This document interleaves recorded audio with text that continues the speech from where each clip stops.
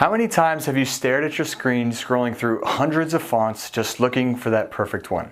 I assume probably one too many times, and I used to be no exception. Handling text seems simple, yet so many of us struggle with it. Here's some tips to consider the next time you're caught between a rock and a sans serif. The first item to consider is your point sizing. Business guru Guy Kawasaki recommends never using a point size smaller than 30. For presentations in front of larger audiences, he says you can use text up to 120 point sizing. Pro tip, avoid full sentences and use all caps for short titles as it makes them easier to read. Another factor to consider with your text is leading. To define, leading is a term that defines the space between lines of text. Let's look at some examples.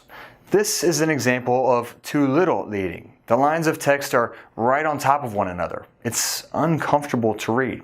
Here's an example of too much leading. It looks like all this text runs together as one paragraph rather than three individual points. Meanwhile, this example is just right.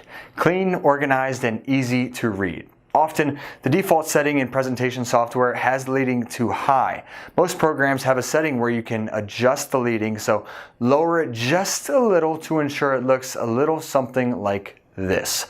Pairing fonts is an art in itself. Mastering font pairing takes research and experience. Luckily, you're taking the first step by taking this course.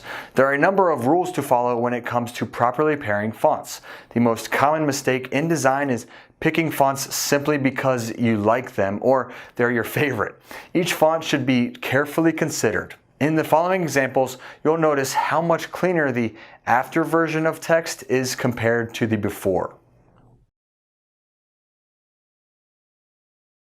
The first rule is to use fonts from the same typeface. Often, one font type has a number of variations. Use the bold version for your main title with a thinner variation for the subheader or remaining text content.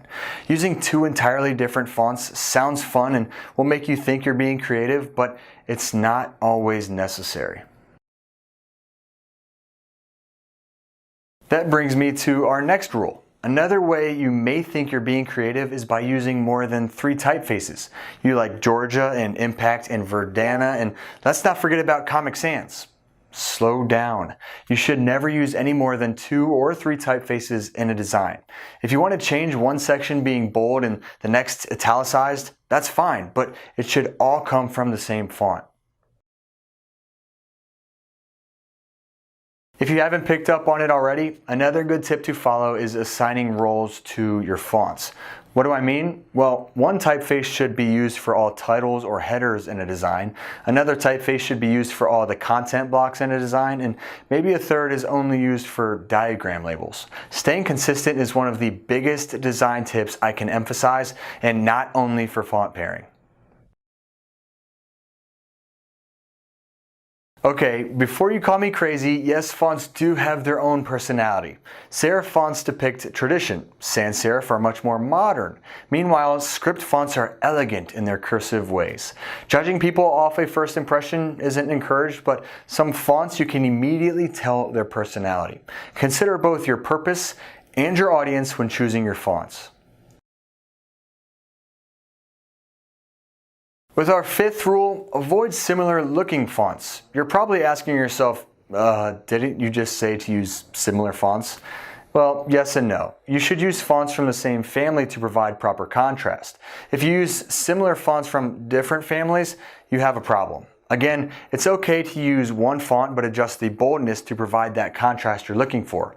But by using two alike fonts from different families, you won't hit that proper contrast. It's kind of like wearing navy blue pants with a royal blue blazer.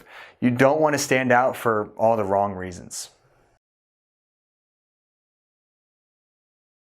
Speaking of contrast, finding just the right amount of contrast to highlight certain items in your design is key in order to be effective.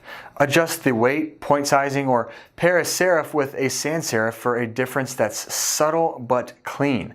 Play around with adjusting contrast to ensure your audience's eyes are going where you want them to. Typically, serif fonts are much better for large groupings of text. Keep that in mind.